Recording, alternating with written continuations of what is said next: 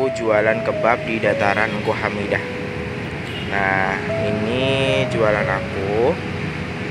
Nah, ini sekarang udah kesepi ya guys. Sepi, dulunya nggak kayak gini. Ini sepi sekali, udah kayak kuburan guys.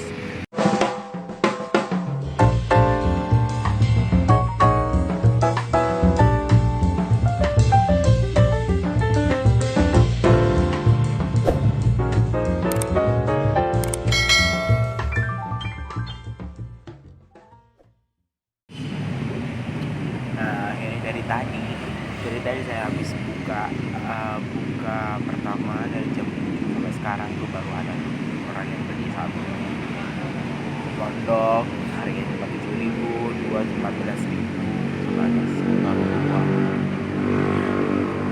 dua kursi aja, tapi alhamdulillah kita balik lagi ya. Nah, kayak peraturan PPKM yang baru adalah sampai kemarin dibilang sama Bapak Satpol PP dan Pak Polisi itu sampai tanggal 14 aja. Tolong dimengerti ya. Iya, saya mengerti sampai tanggal 14 aja. Saya bilang yakin sampai tanggal 14 aja. Setelah 14 sudah kembali normal lagi seperti semula, saya bilang. Ternyata pikiran saya salah guys, bahkan saya juga salah. Dan saya bilang itu benar gitu. Sekarang peraturan sampai tanggal 20. Nah, yang jadi pikiran saya emang benar sampai tanggal 20 aja. Setelah tanggal 20 udah normal lagi, udah boleh keluar lagi, udah boleh bekerja seperti semula lagi orang-orang. Yakin gak? Yakin? Apa tambah parah? Apa perlu juga semua orang-orang yang pedagang-pedagang ini mengibarkan bendera putih di rumah mereka masing-masing? Perlu. Corona lagi, alasan corona lagi. Saya dibilang percaya sama corona. Saya percaya adanya penyakit corona itu. Tapi tolonglah, kita udah sama-sama dewasa, udah sama-sama mengerti apa itu corona, penularan ini. Kita ikutin apa yang dianjurkan sama pemerintah, kita ikutin gitu. Jaga jarak, pakai masker, jangan bepergian kalau tidak penting.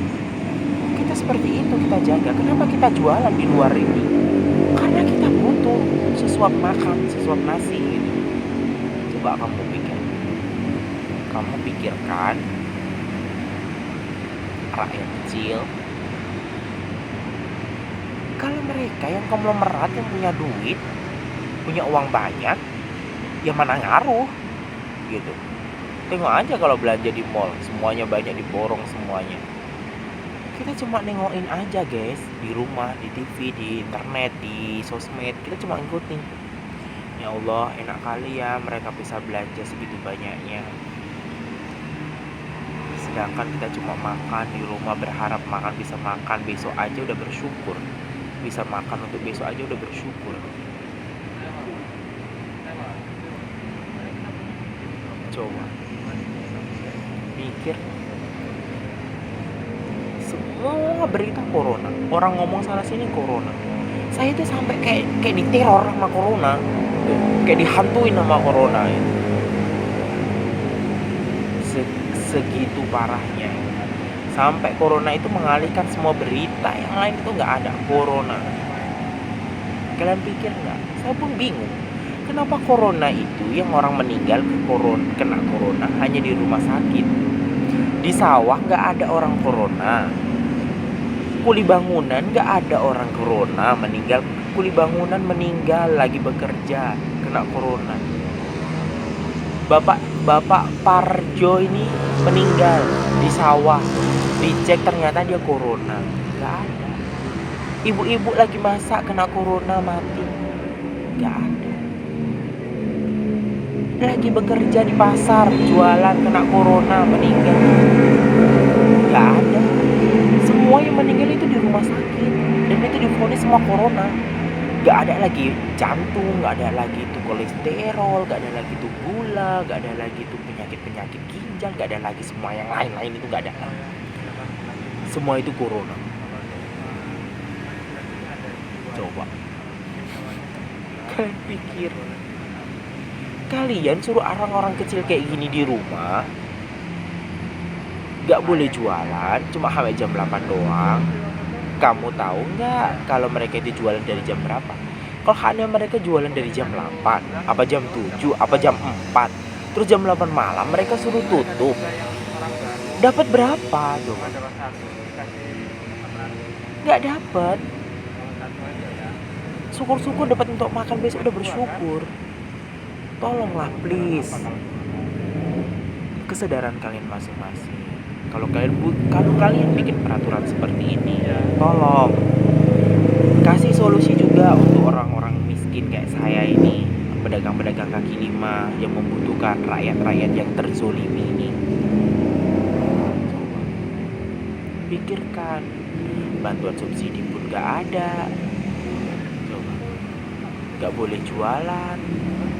Kalau gak jualan di rumah mau makan pakai apa? Emang kita berdoa aja di rumah, gak boleh keluar rumah, gak boleh kemana-mana. Oke, terus kita gak punya uang, gak punya bahan untuk masak besok untuk anak istri kita.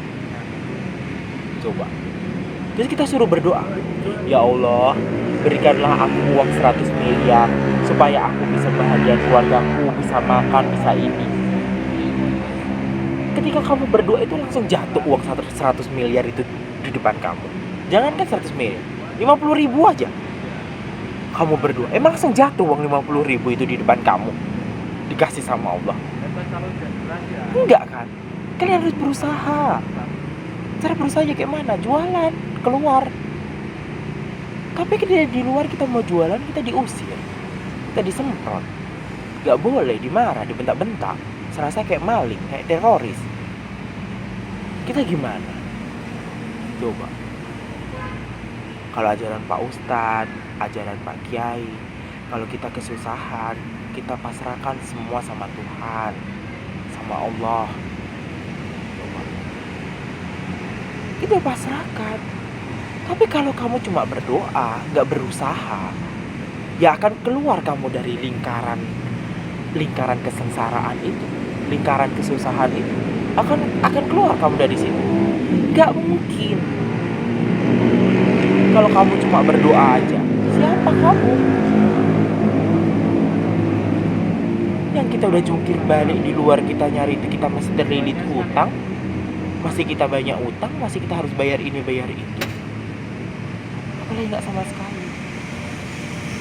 Sholat yang khusyuk, minta sama Allah, berdoa yang khusyuk. Gimana kita mau sholat yang khusyuk, sedangkan perut kita aja keroncongan, gak ada yang mau kita makan karena kita gak boleh jualan, suruh di rumah aja karena ada PPKM dari pemerintah. Kita tidak mau. Gimana kita mau sholat khusyuk, sedangkan di otak kita ini, ya Allah, gimana saya dapat duit untuk besok beli beras, untuk besok makan, untuk besok bayar cicilan. Gimana mau khusyuk? Gak akan bisa khusyuk. Kamu udah khusyuk, ya Allah, berdoa, kamu udah nangis, kamu berdoa, ya Allah, berikanlah aku bantuanmu, ya Allah, berikanlah aku tolongmu, berikanlah aku, berikanlah. Iya, kamu udah berdoa. Tapi kalau kamu cuma diem di rumah, bakal ada orang tiba-tiba datang ke rumah kamu. Pak, ini ada beras 10 kilo, Pak, ini ada uang, Pak, ini ada sembako untuk kamu. Ada 1.001 kalau ada. Tolong, mohon, please, mengerti. Kalau mau corona ini hilang dari muka bumi Indonesia Raya tercinta ini, tutup semua akses internet, tutup semua televisi, tutup semua berita-berita itu. Jadi kembali lagi ke zaman dahulu. Gak ada internet, gak ada TV, gak ada sosmed, sosial media semua tutup. Jadi tuh gak ada orang-orang itu dengar berita-berita. Oh, berita COVID sekian, berita yang sembuh sekian, berita yang meninggal sekian. Kita zona merah di sini. Kita gak akan tenang hidup kita. Semua dengan was-was. Gimana keluarga kita kalau kena? Ya kalau kena kamu bawa ke rumah sakit kalau kamu ada duit. Kalau gak ada duit kamu akan terlunta-lunta di rumah sakit. Gak akan ada yang nanganin kamu. Udah banyak kejadian seperti itu. Kecuali kamu tutup semuanya dan gak ada lagi. Atau mungkin mau ngikutin caranya Singapura. Ya udah, corona biarkan bersahabat sama kita. Biarkan dia berteman sama kita. Kalau kamu sakit, kalau kamu demam, tinggal kamu beli obat. Kamu flu, beli obat flu. Kamu demam, beli obat demam. Kamu batuk, beli obat batuk. Jadi jangan besar-besarin istilah. Emang parah. Siapa sih yang nggak tahu corona? Jujur demi Allah. Saya kemarin 2 minggu yang lalu atau mungkin 3 minggu yang lalu, saya sendiri ngalamin gitu. Malamnya itu saya demam menggigil, tapi badanku panas gitu. Paginya saya masih tetap kerja. Saya pikir kalau saya nggak kerja saya mau dapat uang dari mana gitu. Setelah 3 hari saya kerja, saya bikin nasi goreng, saya bikin mie goreng ini, badan saya gemeter, keringat dingin saya keluar. Tapi saya diem, saya jaga dari kawan-kawan saya. Saya minum jahe panas, saya minum lemon untuk menjaga daya tahan tubuh saya. Saya ngerti kalau saya ini lagi drop. Saya nggak mau ke rumah sakit. Coba saya tanganin sendiri. Saya beli vitamin. Jangan dimanja dalam hati saya. Jangan dimanja, ini penyakit. Kamu harus gerak. Kamu harus olahraga. Kamu harus berkeringat. Kamu harus berjemur. Kamu harus bergerak. Jangan tiduran terus. Indera saya hari ketiga, indera penciuman saya hilang. Saya tidak bisa mencium apa-apa. Saya masih belum panik. Hari kelima, indera perasa saya hilang. Saya masih belum panik. Saya masak di rumah yang pedas sampai mencret. Saya hanya bisa merasakan pedas doang. Saya tidak bisa mencium apa-apa. Saya ciumin minyak kayu putih, saya tidak bisa mencium. Saya sadar mungkin saya ini kena COVID. Saudara saya yang di belakang itu satu rumah sama saya. Sampai saya sembuh, alhamdulillah dia masih sehat, masih baik-baik saja. Kita satu rumah. Makan apa yang saya masak, saya cicip, bekas sendoknya saya taruh di situ. Bukan saya seuzon atau gimana ya. Cuma saya tidak membesar-besarkan. Cuma saya tahu kalau emang flu, jangankan sebelum ada corona, di tempat kerja kamu, satu ruangan, satu kantor, kamu flu dulu ya sebelum ada corona, kamu acing. Besoknya pasti ada kawan kamu yang flu juga. Kenapa itu seperti biasa? Ya udah minum obat aja gitu. Jadi, ya alhamdulillah sekarang saya udah sembuh, udah sehat, udah bisa bekerja lagi, udah nggak ada lagi. Seperti itu. Kalau mau Indonesia mungkin seperti itu. Udahlah. Kalian mau apa lagi? Dulu pertama datang, semua masker habis. Larinya ke mana? Masker pertama. Habis semuanya masker. orderan itu semua penjahit bikin masker. Sampai sekarang harga masker murah. Setelah anjlok harga masker, pakai masker lapis 3. Kalau pedagang yang gak ada duit untuk beli makan besok aja 10.000 untuk beli masker. Coba bayang, 10.000 untuk beli masker. Mending mereka daripada beli masker, mending mereka beli nasi padang untuk makan bertiga. Mungkin kalau ya seandainya. Nah, untuk makan bertiga, untuk beli masker berlapis 3. Coba kau bayang. Sekarang setelah masker nih berlalu hand sanitizer semuanya habis, harganya naik melonjak tinggi. Kalau orang atas yang punya duit banyak, mau harganya satu botol segini 100.000 atau 200.000, mereka akan beli. Tapi kalau rakyat yang kecil kayak kita, harga segini 200.000 atau 100.000 atau 50.000, mereka mikir 2 kali. Jangan kan 2 kali, 500 kali mereka pikir. 50.000 untuk beli itu, untuk beli beras dapat 5 kilo untuk makan 10 hari anak istrinya di rumah. Pikir dari situ. Adakah bantuan sanitizer dari pemerintah? Gak ada. Adakah bantuan masker dari pemerintah setiap bulannya? Gak ada. Mereka harus beli sendiri. Mereka beli sendiri harus pakai apa? Duit. Kalau mereka nggak kerja, mereka nggak jualan, dilarang jualan, dilarang bekerja, PSBB atau PPKM, mereka mau dapat dari mana? Gimana? Suruh sehat, suruh jaga jarak, tapi mereka nggak ada modal. Beda yang punya duit. Coba, yang punya duit aja masih kena corona. Di kampung-kampung sana itu nggak dianggap biasa corona itu. Ya udah ngejangkul ke sawah, aktivitas seperti biasa. Nah, setelah hand sanitizer ini berlalu, sekarang vitamin C. Semua apotek vitamin C semuanya habis. Jangankan rakyat kecil mau beli vitamin C,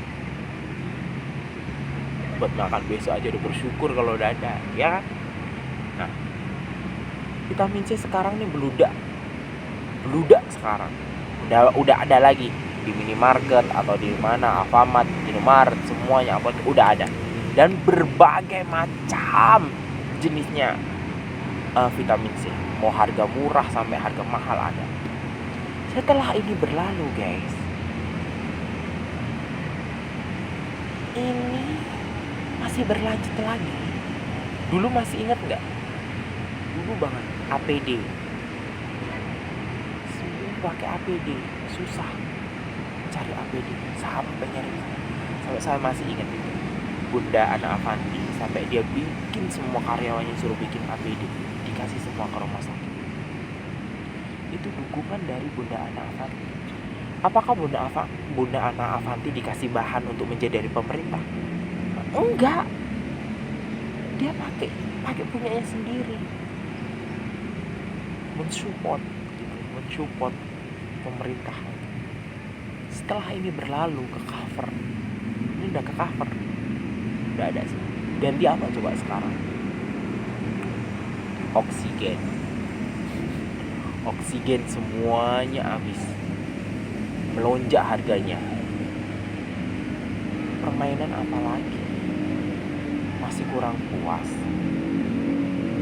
kurang puas istilahnya, kayak orang besar, pemerintah, dokter, semuanya mentakut-takutin orang kecil. Karena orang kecil gimana nggak takut, gimana nggak rasanya kayak diteror, gimana kayak nggak takut-takutin gitu. Coba mau ke rumah sakit sana sini nggak ada, tutup, penuh. Mau beli oksigen sendiri habis, nggak ada harganya mahal, uang mereka nggak cukup. Gimana mereka mau dapat duit? Sedangkan jualan nggak boleh, bekerja nggak boleh. Bayangkan. pikir, nangis guys.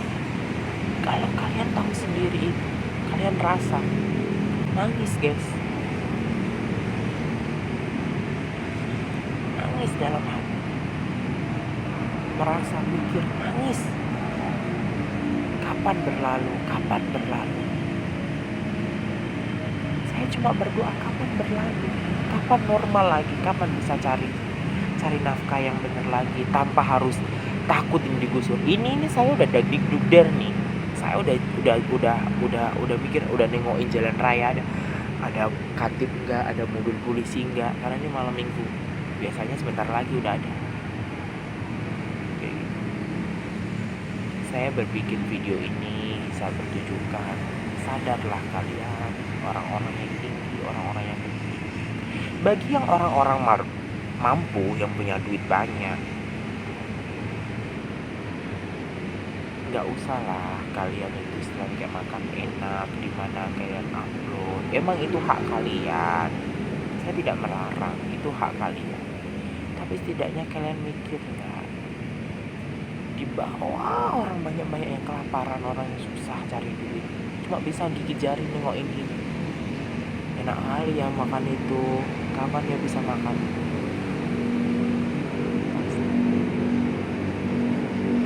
Dan anehnya ya guys, sekarang aneh tapi nyata, ini Indonesia, kita lagi kesusahan, semua susah, semua dibikin susah. Kerja nggak boleh, jualan nggak boleh, suruh diem di rumah. Oke? Nah, zamannya Palestina perang, banyak rumah yang rusak, banyak yang kehilangan orang tua, banyak yang anak-anak kecil pada nangis. Coba, negara mana? Indonesia, orang biasa, orang kaya, artis, konglomerat, pejabat, ustadz, kiai, ulama dari mana-mana mendoakan, meminta sumbangan, mau di jalan raya, mau di mana, untuk saudara kita di Palestina. Sedangkan saudaranya di negaranya sendiri, Indonesia kayak sekarang, susah banget. Ada kegerak hati kalian untuk membantu kita? Ada? Gak ada guys.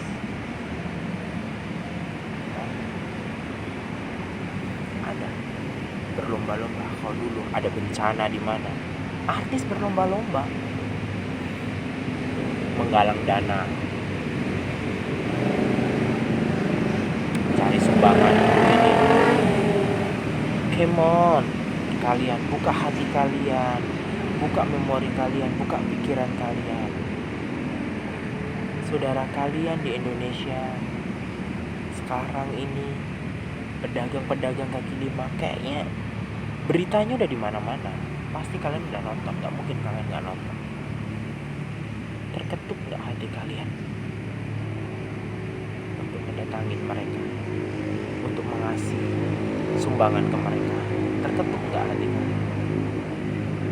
Satu, saya masih tengok di siaran TV di mana sekarang mau Idul Adha, masih sempatnya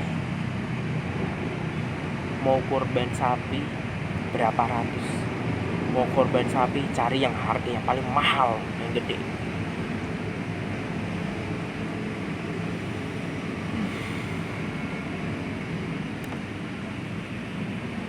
Wahai orang-orang yang banyak duit, yang bergelimang harta, yang tidur pakai duit,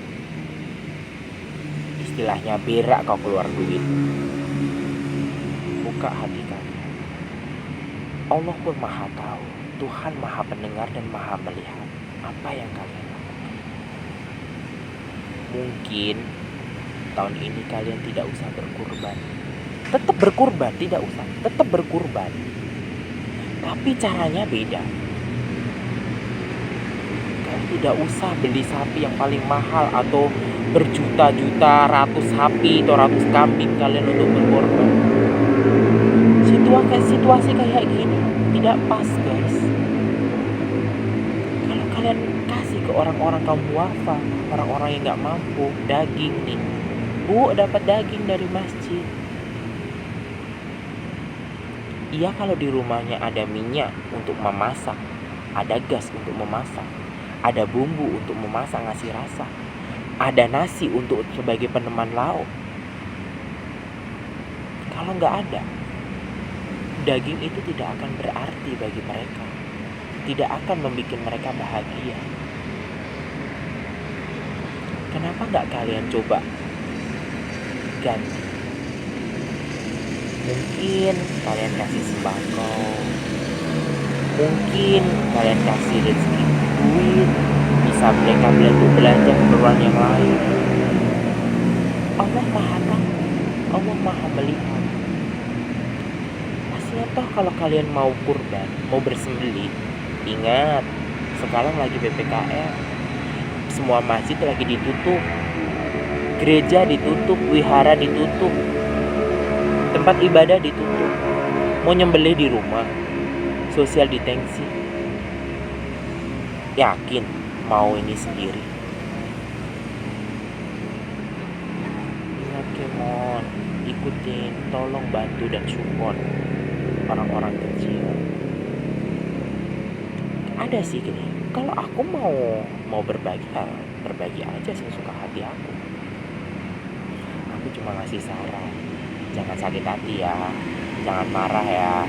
Aku cuma ngasih saran. Ya kalau saranku ini atau jeritan hati ini didengarkan ya syukur alhamdulillah. Tapi kalau enggak ya udah enggak apa-apa. Aku cuma menguapkan apa yang ada di hati aku aja. Oke guys, terima kasih udah menonton video ini. Semoga cepat berlalu dan selalu jaga kesehatan ya. Ingat, udah cukup. Sedih boleh sedih, tapi berjuang itu harus. Ingat anak istri kalian ya, menanti. Ingat besok harus makan apa. Jaga kesehatan. Salam pedagang kaki lima dimanapun kalian berada.